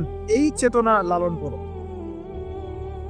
আমরা অনেক চেতনার কথা বলি না এখন, সবচেয়ে বড় এবং গুরুত্বপূর্ণ চেতনা হচ্ছে আল্লাহর চেতনা, আল্লাহর অস্তিত্বের চেতনা। আল্লাহ আমাকে দেখছেন, এই চেতনা, এটা যথেষ্ট জান্নাতে যাওয়ার জন্য। কোনো মানুষ যদি এভাবে চিন্তা করে যে আল্লাহ আমাকে দেখছেন, আমি আল্লাহকে দেখতে পারছি না, তো কি হয়েছে? আল্লাহ আমাকে দেখছেন, এই ব্যক্তি কি পাপ করতে পারবে? এই ব্যক্তি গোপনেও কি পাপ করতে পারবে? যদি পাপ করেও ফেলে তার মধ্যে অনুশোচনা আসবে না? আল্লাহ আমাকে দেখছেন। যদি পাপ করেও ফেলে দেখবেন 2 রাকাত নামাজ পড়ে বলছে আল্লাহ আমাকে মাফ করে দাও। আমাদের চলতে ফিরতে পাপ হতে পারে, স্পেশালি যুবকদের পাপ বেশি হতে পারে। যদি পাপ হয়ে যায় হতাশ হবেন না, পাপ হয়ে গেছে হতাশ হবেন না। ওযু করবেন, জায়নামাজে দাঁড়াবেন, 2 রাকাত নামাজ পড়বেন, ওই পাপের কথা আল্লাহকে বলে ক্ষমা চাইবেন, ইনশাআল্লাহ আল্লাহ পাক আপনার গুনাহকে নেকি দিয়ে পরিবর্তন করে দেবেন। সব যতবার পাপ হবে ততবার নামাজে দাঁড়াবেন, ততবার ওযু করবেন, ততবার 2 রাকাত নামাজ পড়বেন এবং আল্লাহর কাছে ক্ষমা চাইবেন, ইনশাআল্লাহ আল্লাহ মাফ করবেন। শয়তান আপনাকে হতাশ করতে চাইবে, ফার্স্ট্রেট করতে চাইবে। আরে তুমি অন্যায় করেছো, এত বড় বড় পাপ করেছো, তুমি পর্নোগ্রাফি দেখো, তুমি মেয়ের সাথে জেনা করেছো, তুমি মদ খাও, তুমি এই করো, তুমি কিভাবে আল্লাহর সামনে দাঁড়াবে, কোন মুখ নিয়ে দাঁড়াবে? এগুলো শয়তানের ওয়াসওয়াসা। কার ওয়াসওয়াসা? আল্লাহ পাক ক্ষমা করতে করতে ক্লান্ত হবেন না, আপনি ক্ষমা চাইতে চাইতে ক্লান্ত হয়ে যাবেন ইনশাআল্লাহ। আল্লাহ পাক এমন গফুর রহিম। এক ব্যক্তি 99টা খুন করেছে। কয়টা? 99টা খুন করে এক আলেমের কাছে গিয়ে বলেছে যে আমার কি তওবা হবে? সে বলেছে না, তওবা হবে না। সে বলেছে কি? তওবা হবে না। সে আলেম ছিল না, সে আবেদ ছিল। আবেদ মানে ইবাদত করতে বেশি বেশি, খুব বেশি জ্ঞান ছিল না। আমাদের মতো আমরা কিন্তু ইবাদত বেশি করি, জ্ঞান খুব কম। তো সে ছিল আবেদ, সে বলেছে না, তওবা হবে না। তো ও বেটারেও কোপ দিয়ে 100টা খুন করে ফেলেছে, 100 ফিল আপ। এবার সে চিন্তা করছে যে আমি কি করব? আরেকজন আলেমের কাছে গিয়ে বলছে আমি 100টা খুন করেছি, তওবা হবে? এই আলেম সত্যিকার আলেম ছিল, তিনি বলেন হ্যাঁ তওবা হবে, তুমি ইস্তেগফার করো এবং এই এলাকা থেকে চলে যাও, অন্য এলাকায় গিয়ে থাকো, অন্য একটা এলাকায় গিয়ে থাকো, এখানে তোমার স্মৃতি জড়িত আছে, অন্য জায়গায় হিজরত করে গিয়ে থাকো। তো সে ব্যক্তি চলে গেল, যাওয়ার পথে তার মৃত্যু হয়ে গেছে। আল্লাহ পাকের ফেরেশতা চলে এসেছে, আযাবের ফেরেশতা এবং জান্নাতের ফেরেশতা তারা নিজেদের মধ্যে এখন তর্ক করছে কে রূহটা নেবে, আত্মাটা কে নেবে। ওই যে রূহ কাকে বলে, সায়েন্সকে জিজ্ঞাসা করেন, সায়েন্সের প্যান্ট খারাপ হয়ে যাবে, রূহ কাকে বলে উত্তর দেবে। এখন আল্লাহ পাক এই বান্দাকে মাফ করতে চাচ্ছেন, তিনি কি করলেন? আল্লাহ পাক কৌশল করলেন। তিনি বললেন জমিনটা মেপে দেখো, ফেরেশতারা তোমরা জমিন মেপে দেখো, সে যেখান থেকে বের হয়েছে সেখানকার দূরত্ব বেশি না যেখানে যাচ্ছিল ওখানকার দূরত্ব বেশি। এবং আল্লাহ পাক জমিনকে আদেশ করলেন, এই জমিন তুমি লম্বা হয়ে যাও। জমিন আল্লাহর আদেশ শোনে না? এই পাহাড় আল্লাহর আদেশ শোনে না? শোনে। পাহাড়ে যা হচ্ছে, আল্লাহ রাব্বুল আলামিনের গজব চলে আসলে এই পাহাড় দেখবেন মানুষের উপর গজব ফেলবে ইনশাআল্লাহ তাআলা। সমুদ্রের কিনারে যা হচ্ছে আমরা দেখে আসলাম যে নগ্নতা অশ্লীলতা চলছে, যখন আল্লাহ পাকের গজব আসবে দেখবেন সমুদ্র ভাসিয়ে দেবে সবাইকে, দেখবেন ইনশাআল্লাহ। আল্লাহর আদেশ যখন চলে আসবে প্রকৃতি আল্লাহর কথা শুনবে। জমিনকে আল্লাহ বললেন লম্বা হয়ে যাও, জমিন লম্বা হয়ে গেল। এবার ফেরেশতারা মেপে দেখলো সে যেখানে যাচ্ছিল ওর পরিমাণটা বেশি। আল্লাহ পাক বললেন ওকে মাফ করে দাও, ওকে মাফ করে দেওয়া। 100 খুন করেছে। কত খুন? এটা বলে আপনাকে আমি খুন করতে উৎসাহিত করছি না, কথা কি বুঝতে পারছেন? আমি আপনাকে খুন করতে উৎসাহিত করছি না। আমি বলছি আল্লাহ পাকের দয়া এত প্রশস্ত যে আপনি পাপ করলে হতাশ হবেন না, হতাশ হয়ে যাবেন না। আমি অনেক পাপ করে ফেলেছি, আল্লাহ মাফ করবেন এমন চিন্তা করবেন না। আরেক ব্যক্তির ঘটনা আছে, এগুলো কিন্তু গল্প না, এগুলো বনী ইসরাইলের কাহিনী, সত্যিকারের ঘটনা। আরেক ব্যক্তি এত বেশি পাপ করেছিল যে নিশ্চিত যে আমি মারা গেলে জাহান্নামে যাব। এখন সে মওতের আগে তার সন্তানদেরকে বলছে যে আমি মারা গেলে আমার লাশটাকে পুড়িয়ে ফেলবা, লাশটা পুড়িয়ে ফেলে অর্ধেক ছাই বাতাসে ভাসিয়ে দিবা, অর্ধেক ছাই সাগরে ভাসিয়ে দিবা, অর্ধেক ছাই বাতাসে উড়িয়ে দিবা, অর্ধেক ছাই সাগরে ভাসিয়ে দিবা। সন্তানরা তাই করলো। আল্লাহ পাক সাগরকে বললেন ছাই জমা করে দাও, বাতাসকে বললেন ছাই জমা করে দাও। এটা ছাই জমা করে তাকে আবার পুনরুত্থিত করা হোক। এবার আল্লাহ জিজ্ঞাসা করছেন তুমি এই কাজটা কেন করেছো না? বলো এই কাজ তুমি কেন করেছো? সেই ব্যক্তি বলছে মিন খাশিয়াতিকা ইয়া রাব্বি, হে আল্লাহ আমি তোমার ভয়ে এই কাজটা করেছি। আর তুমি আল্লাহ খুব ভালো করেই জানো যে আমি তোমার ভয়ে করেছি না অন্য কোনো কারণে করেছি। আল্লাহ পাক বললেন তুমি আমার ভয়ে যদি করে থাকো আমি তোমাকে মাফ করে দিলাম। একজন ব্যভিচারী নারী, প্রস্টিটিউট বোঝেন? পতিতা বোঝেন? পতিতা বা যৌনকর্মী যে শব্দগুলো বোঝেন? আচ্ছা, এটা তো এখন একটা প্রফেশন হয়ে গেছে, তাই না? মানুষ এটাকে একটা প্রফেশন হিসেবে নিয়েছে, নাউযুবিল্লাহ। যখন এগুলো বেশি বেশি বাড়তে থাকবে সমাজে মহামারী ছড়াবে। আমার মাস্ক ভাইরাস ঠেকাতে পারবে না তো। এসব ভাইরাস ঠেকাতে হলে বেশ্যাবৃত্তি বন্ধ করতে হবে, অশ্লীলতা বন্ধ করতে হবে, বেহায়াপনা বন্ধ করতে হবে, জেনা বন্ধ করতে হবে, তারপরে ভাইরাস কমবে ইনশাআল্লাহ। হাদিসে স্পষ্ট, যখন একটা কওমের মধ্যে, কম বলতে এখন পুরো বিশ্বকে বোঝানো যায়, পুরো বিশ্বই একটা কম, গ্লোবাল ভিলেজ। যখন একটা জায়গার মধ্যে জেনা বেড়ে যায়, নোংরামি বেড়ে যায়, মদ পান করার প্রবণতা বেড়ে যায়, অশ্লীলতা বেড়ে যায়, জেনা বেড়ে যায়, এই যে ধর্ষণ বেড়ে যায়, ব্যভিচার বেড়ে যায়, অবৈধ যৌন সম্পর্ক বেড়ে যায়, তখন আল্লাহর পক্ষ থেকে এমন এমন আযাব আসে, এমন এমন রোগ আসে যেগুলো কখনো মানুষ নামও শোনে নাই। সমকালীন প্রেক্ষাপটটা মিলান, দেখবেন যে সারা বিশ্বে কিভাবে জেনা বেড়েছে। জেনা, পর্নোগ্রাফি, ধর্ষণ, পরকীয়ার, ব্যভিচার ঘরে ঘরে ঢুকে গেছে। এখন ঘরে ঘরে তো ভাইরাস ছড়াবে না তো কি ছড়াবে? কোরআন এবং সুন্নাহর আলোকে যদি আপনি পরিপূর্ণ জীবনযাপন করেন, বেশি বেশি কোরআন তেলাওয়াত করেন, আশা করা যায় আপনি কিছুটা হলেও সুস্থ থাকতে পারবেন ইনশাআল্লাহ। তবে একটা কথা মনে রাখবেন, যখন চতুর্দিকে ফিতনা, ফাসাদ এবং ফাসাদ, ফিতনা এবং আল্লাহর গজব ছড়িয়ে পড়ে, তখন ভালো মানুষও বাঁচতে পারবে না। বরং ভালো মানুষদেরকে আল্লাহ পাক আগে আগে সরাই দিবেন। তুমি মেয়ে একা একা ভালো ছিলা, মানুষকে তুমি ভালো কাজে আদেশ করো নাই কেন, অসৎ কাজে নিষেধ করো নাই কেন? তুমি আগে ধ্বংস হও, ওকে আগে ধ্বংস করে দিবে আল্লাহ পাক। আল্লাহ পাকের সুন্নাত এরকমই। যাই হোক, যেটা বলছিলাম, এক মহিলা এরকম প্রস্টিটিউট ছিল, বেশ্যাবৃত্তি করে সংসার চালাতো, জীবন চালাতো। একদিন চলতে পড়তে দেখলো একটা কুকুর পানি পান করার জন্য তৃষ্ণার্ত অবস্থায় তার প্রায় মৃত্যু হয় অবস্থা। তখন সেই মহিলা তার মোজাটা খুলে একটা কূপের নিচে নামিয়ে দিয়ে সেখান থেকে পানি উঠালো, উঠিয়ে এই কুকুরকে পানি পান করালো। আল্লাহ পাক এই ব্যভিচারী মহিলাকে এই কুকুরকে পানি পান করানোর ওসিলায় মাফ করে জান্নাতে দিয়ে দিয়েছে। আমি এই কথাটা বোঝাতে চাচ্ছিলাম যে পাপ হয়ে গেলে চলতে পথে, ইমান নিয়ে চলতে পথে কি পাপ হয়ে গেলে হতাশ হবেন না। ওযু করবেন, নামাজে দাঁড়াবেন, ক্ষমা চাইবেন, আবারও শুরু করবেন। পারবেন না ইনশাআল্লাহ? আল্লাহ পাক তৌফিক এনায়েত করুন, আমিন। এরপরে ওই ব্যক্তি 4 নম্বর প্রশ্ন করছে, আমরা এদিকেই আসছি শেষের দিকে। এবার 4র্থ প্রশ্ন সে ব্যক্তি করছে যে আখবিরনি আনিস সাআহ, হে মুহাম্মদ সাল্লাল্লাহু আলাইহি ওয়াসাল্লাম আমাকে কিয়ামত সম্পর্কে বলুন। সাআহ মানে হচ্ছে কিয়ামত, আমাকে কিয়ামত সম্পর্কে বলেন। এবার নবীজি বলছেন মাল মাসউলু আনহা বিআ'লাম মিনাস সাইল।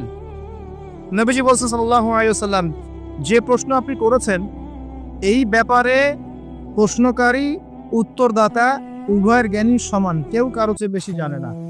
মানে কেউই জানে না কবে কিয়ামত হবে, এটা তিনি বোঝাতে যাচ্ছেন। এবার সেই ব্যক্তি আরো একটা প্রশ্ন করছে, ফাখবিরনি আন আমারাতিহা, যদি আপনি এক্স্যাক্টলি বলতে না পারেন কোন দিন কিয়ামত হবে, তাহলে অন্তত এতটুকু বলেন যে কিয়ামতের আলামত গুলো কি কি, যেটা আপনারা প্রশ্ন করেছেন, যেটা আপনাকে আপনি টপিক দিয়েছেন, কিয়ামতের আলামত গুলো কি কি, এটা প্রশ্ন করেছেন এই ব্যক্তি নবী সাল্লাল্লাহু আলাইহি ওয়াসাল্লামকে। এবার আল্লাহর রাসূল সাল্লাল্লাহু আলাইহি ওয়াসাল্লাম এই হাদিসের মধ্যে মাত্র 2টা আলামত বলেছেন। কয়টা? মাত্র 2টা আলামত, কিন্তু শত শত আছে। নবীজি মাত্র 2টা বলেছেন, জীবনের শেষের দিকের হাদিস এটা। 1 নাম্বার তিনি বলেছেন ওয়ান তালিদাল আমাতু রাব্বাতুহা, যখন তোমরা দেখবে, হে মানব জাতি, যখন তোমরা দেখবে যে দাসী তার মনিবকে জন্ম দিচ্ছে, দাসী তার মালিককে জন্ম দিচ্ছে, দাসী তার মালিককে জন্ম দিচ্ছে, আপনি কি কিছু বুঝলেন দাসী কেমন করে তার মালিককে জন্ম দিবে? কিভাবে দিবে? দাসী কিভাবে তার মালিককে জন্ম দিতে পারে? কয়েকটা ব্যাখ্যা আছে, আমি 3টা ব্যাখ্যা আপনাকে বলছি। 1 নাম্বার ব্যাখ্যা হচ্ছে, এটা হচ্ছে উল্টা বোঝানো হচ্ছে, উল্টা। দাসী মনিবকে জন্ম দেয় না সচরাচর। শেষ জামানায় কিয়ামতের আগে আগে সমাজের ন্যায় অন্যায়, ভালো মন্দ, হক বাতিল ইত্যাদির মানদণ্ড উল্টে যাবে। মানুষ ন্যায়কে মনে করবে অন্যায়, অন্যায়কে মনে করবে ন্যায়। মানুষ সত্যকে মনে করবে মিথ্যা, মিথ্যাকে মনে করবে সত্য। সত্যবাদীকে বলবে মিথ্যাবাদী, মিথ্যাবাদীকে বলবে পরম সত্যবাদী। খেয়ানতকারীকে বলবে আমানতদার, আমানতদারকে বলবে চরম খেয়ানতকারী। সমাজের অবস্থা এমন হয় নাই? সুবহানাল্লাহ। এটা হচ্ছে আখিরুজ্জামানের কোন সাইনের জন্য অপেক্ষা করছেন? এগুলোই আনতালিদাল আমাতু রাব্বাতু, এটা একটা ব্যাখ্যা। আরেকটা ব্যাখ্যা হচ্ছে পিতা মাতার সাথে দাস দাসীর মতো আচরণ করা হবে। এটা হচ্ছে না এখন? এটাও শেষ জামানার হাদিসে এসেছে যে মানুষ সম্পত্তির জন্য পিতাকে হত্যা করবে, সন্তান সম্পত্তির জন্য মাকে হত্যা করবে, ভাই ভাইকে হত্যা করবে, বোন বোনকে হত্যা করবে, এবং প্রতিবেশী প্রতিবেশীকে হত্যা করবে। এই পরিস্থিতি নাই ভাই? দেখতে পান না চারপাশে? এগুলো দেখার জন্য কি খুব বেশি ডিগ্রি সার্টিফিকেটের দরকার আছে? অনেক বড় আলেম হওয়ার দরকার আছে? 2 চোখ দিয়ে দেখতে পারেন না? পিএইচডি করার দরকার আছে? আপনি এমনি বুঝতে পারবেন, যদি আপনার মধ্যে সামান্য পরিমাণ দূরদর্শিতা থাকে আপনি বুঝতে পারবেন। এটাই হচ্ছে সমাজের সিচুয়েশন। যেই মায়ের পায়ের নিচে জান্নাত, সেই মাকে এখন সম্পত্তির জন্য হত্যা করা হয়। যেই বাবার সন্তুষ্টিতেই সন্তানের জান্নাত, ওই বাবাকে বৃদ্ধাশ্রমে রেখে আসা হয়। ওই যে লাইভে এসে আত্মহত্যা করে যায় মানুষ। সুবহানাল্লাহ, সুবহানাল্লাহ। যেই বাবা মা সারাটা জীবন নিজে খেয়ে না খেয়ে সন্তানকে লালন পালন করে, শেষবার সেই বাপ মাকে দেখার কেউ থাকে না। নিজে যখন হাঁটতে পারতো না, বাবা ওর হাত ধরে হাঁটায়। বাবা যখন হাঁটতে পারে না, বাবার হাতে একটা লাঠি ধরা দেয়, ও হাত ধরে হাঁটাতে পারে না। সন্তান হিসেবে আমরা এখন অপদার্থ, নোংরা প্রজন্ম, বুদ্ধি প্রতিবন্ধী টিকটক প্রজন্ম। না জানে বাপের সম্মান, না জানে মায়ের সম্মান, না জানে বাপ কি জিনিস, না জানে মা কি জিনিস। যাদের বাবা মা নাই তারা জানে বাবা মা কি জিনিস। আমাদের মধ্যে যাদের বাপ মা মারা গেছে তারা জানে বাপ মা কি জিনিস, যাদের বেঁচে আছে এরা জানে না। নবী সাল্লাল্লাহু আলাইহি ওয়াসাল্লাম বলেছেন ওই ব্যক্তির জন্য ধ্বংস যে ব্যক্তি পিতা মাতাকে পেয়েছে, তাদের খেদমত করে জান্নাত লাভ করতে পারে নাই। এই ব্যক্তির জন্য চরম ধ্বংস। পিতা মাতাকে কষ্ট দিয়েন না। মায়ের প্রসব বেদনার একটা সেকেন্ডের ঋণ আপনি শোধ করতে পারবেন না। লুকমান আলাইহিস সালাম তার সন্তানকে বলছেন, ইয়া বুনাই লা তুশরিক বিল্লাহি ইন্নাশ শিরকা লাযুলমুন আযীম ওয়া ওয়াসাইনাল ইনসানা বিওয়ালিদাইহি হুসনা। তোমার পিতামাতার সাথে ভালো আচরণ করো। হামালাতহু উম্মুহু ওয়াহনান আলা ওয়াহন। তোমার মা তোমাকে কষ্টের পর কষ্ট লালন করে সহ্য করে এই যে প্রসব করেছে। অফিসালুহু ফি আমাইন, 2 বছর দুধ পান করিয়েছে। এই ঋণ শোধ করতে পারবে কেউ? আল্লাহ পাক আমাদেরকে বোঝার তৌফিক দান করুন। আল্লাহ পাক আমাদেরকে পিতামাতার খেদমত করার তৌফিক দান করুন, আমিন। আনতালিদাল আমাতু রাব্বাতুহা, দাসী মনিবকে জন্ম দিবে মানে দাস দাসীর মতো আচরণ করা হবে পিতামাতার সাথে। এটা এখনকার সাইন। আপনি এই বিশ্বের দিকে তাকান, দেখেন কি হচ্ছে। আরেকটা ব্যাখ্যা কি হতে পারে, এটা আমি এখন করতে পারবো। এই ব্যাখ্যা আজকে থেকে 500 বছর আগে করা সম্ভব ছিল না। সত্যি সত্যি দাসী মনিবকে জন্ম দিবে। কিভাবে? মনে করেন একটা রাষ্ট্রের নাম সিঙ্গাপুর। কি নাম? আচ্ছা, ওইখানকার মেয়েরা খুবই আধুনিক, ফ্যামিনিস্ট। ফ্যামিনিস্ট মানে হচ্ছে নারীবাদী। নারী পুরুষের কোনো ভেদাভেদ নাই, কাঁধে কাঁধ মিলিয়ে সব করবো। ওকে, ফাইন। এখন তারা তাদের কেরিয়ারের পিছনে ছোটে। সকালবেলা উঠেই জব এবং চাকরি, কেরিয়ার ইত্যাদি ইত্যাদি। বিয়ে শাদী করেছে, ফর্মালিটিস করতে হয়। কেউ কেউ আবার ওই লিভ টুগেদার থাকে, কেউ কেউ মেয়ে মেয়েকে বিয়ে করে ইত্যাদি ইত্যাদি। কেউ ছেলে ছেলেকে বিয়ে করে, এমনও চলছে এখন আর কি। তো কেউ কেউ আবার ভুল করে বিয়ে করে ফেলেছে। এখন সন্তান হয়ে গেছে, একটা সন্তানকে তো মানুষ করার সুযোগ নাই, সন্তানকে ডে কেয়ার সেন্টার দিয়ে এসেছে। আবার কারো কারো সন্তান নেয়ার মতো সময়ই নাই, ক্যারিয়ার নিয়ে ব্যস্ত। কথা বুঝতে পারছেন? সন্তান 7 মাস 9 মাস পেটে ধারণ করব, আবার এই সিজার বা নর্মাল ডেলিভারি, আরো 2 বছর কষ্ট ইত্যাদি ইত্যাদি। দরকার কি সন্তান নেওয়ার? কি করা যায়? দরিদ্র দেশগুলো থেকে মেয়েকে হায়ার করা হয়। যেমন দরিদ্র দেশ মনে করেন যে আমাদের ধরেন মালদ্বীপ বা আমাদের শ্রীলঙ্কা বা আমাদের আফগানিস্তান বা আমাদের অন্যান্য যেগুলো দরিদ্র কান্ট্রি, আর ইন্দোনেশিয়া থেকে বেশি নেওয়া হয়, যেগুলোর মাথা পিছু অনেক কম। আচ্ছা, একটা দরিদ্র দেশের মেয়েকে নিয়ে এসে একজন পুরুষ স্পার্ম মানে শুক্রাণু, তার যে শুক্রাণুটা আছে, এই শুক্রাণুটা বিশেষ পদ্ধতিতে ওই মেয়ের ওই ডিম্বাণুর সাথে মিলিত করে ইনজেক্ট করা হয়। আমি কি বুঝাতে পারছি? একটু বোঝার চেষ্টা করেন। শুক্রাণুটাকে নিয়ে মেডিকেল সায়েন্সের এখন অনেক পদ্ধতি আছে, এর মধ্য দিয়ে শুক্রাণু ডিম্বাণুকে একসাথে একত্রিত করে গর্ভের মধ্যে রেখে দেওয়া হয়। এবার এখানে বাচ্চা কনসেপ্ট করে, আস্তে আস্তে আস্তে বাচ্চা বড় হচ্ছে। কার্পেটে বাচ্চা বড় হচ্ছে ওই গরিব মেয়েটা, আর শুক্রাণু কার? ওই বড় লোকের। কথা বুঝতে পারছেন কি? যার স্বামী আর স্ত্রী দুজনে ব্যস্ত, সন্তান নেওয়ার ফুরসত নাই, স্ত্রীর সন্তান নেওয়ার ফুরসত নাই, স্ত্রী ব্যস্ত ক্যারিয়ারের পিছনে, ফ্যামিলিস্ট। এবার 9 মাস এই মেয়েটাকে খুব ভালো মতো খাওয়ানো হবে, ভালো খাওয়ানো হবে, ফ্রেশ পানি খাওয়ানো হবে, ফ্রেশ খাবার, একদম তত্তাজা একটা বাচ্চা চাই। 9 মাস পরে এই মেয়ে বাচ্চা খালাস করলো, সিজার হলো বা নর্মাল ডেলিভারি হলো। আর সিজার আজকে থেকে 100-200 বছর আগে ছিল না, নতুন একটা পদ্ধতি এসেছে, পেট কাটা হবে, বাচ্চা বের করে ফেলা হবে। সুবহানাল্লাহ। মনে হয় গরু, ছাগল, হাঁস মুরগির বাচ্চা হয়, মানুষের বাচ্চা সিজার ছাড়া হইতে পারে না। এটা যে শেষ জামানার হাদিসে আছে, আপনাকে বললে আপনি বিশ্বাস করবেন? আখিরুজ্জামান কিয়ামতের আলামতের যতগুলো হাদিস আছে, এর মধ্যে একটা এরকম হাদিস আমি পড়েছি যে শেষ জামানায় মেয়েদেরকে ধরা হবে, ওদের পেট কেটে ফেলা হবে। আর কোন নিদর্শনের জন্য অপেক্ষা করছেন? শেষ জামানায় মেয়েদেরকে ধরা হবে। মেয়ে রাজি না থাকলেও বোঝানো হবে সিজার না করলে বাচ্চা বাঁচবে না। মেয়ে রাজি না থাকলেও, পরিবার রাজি না থাকলেও বোঝানো হবে বিজনেস, যে সিজার না করলে আপনার মেয়েকে বাঁচানো যাবে না, আপনার সন্তানকে বাঁচানো যাবে না। পরিস্থিতি খুবই খারাপ। এমন ভাবে ব্রেইন ওয়াশ করা হবে, ভয়ে বাচ্চা, মা বলবে হ্যাঁ করেন, সিজার করেন, বাবা বলবে হ্যাঁ করেন, কোনো সমস্যা জানেন। এবং এর পিছনে 1 লাখ টাকা, 2 লাখ টাকা, 5 লাখ টাকা নির্দ্বিধায় খরচ করা হবে। বিজনেস, টোটাল বিজনেস একটা। ক্রিটিক্যাল অবস্থা এক জিনিস, আর নর্মালি সবাই গণহারে সিজার করছে আরেক জিনিস। এটা টোটালি একটা ব্যবসা এবং পুরো মানব জাতিকে ধ্বংস করার প্ল্যান নেবে। জুলুম, মেয়েদের ব্যাপারে জুলুম। শেষ জামানে হাদিস এসেছে যে আখিরুজ্জামানে এক মেয়েদেরকে ধরা হবে, মানে মেয়েরা ধরা দিবে না, ধরা হবে, পেট কেটে ফেলা হবে, এর ভিতরে যা আছে ওকে বের করে ফেলা হবে। স্পষ্ট টপকা হাদিস। কেউ দলিল চাইলে আমাকে নক করেন, আমি দিব দলিল ইনশাআল্লাহ। কোন সময়ের জন্য অপেক্ষা করছে? এই সিজারিয়ান এই ট্রেডিশনটা আজকে থেকে 50 বছর আগে ছিল। আপনার দাদিরা কি এইভাবে সন্তান জন্ম দিয়েছে? তাদের 11টা বাচ্চা হইতো, 12টা 15টা বাচ্চা হইতো, আর আমার একটা দুটোতেই সিগার লাগে।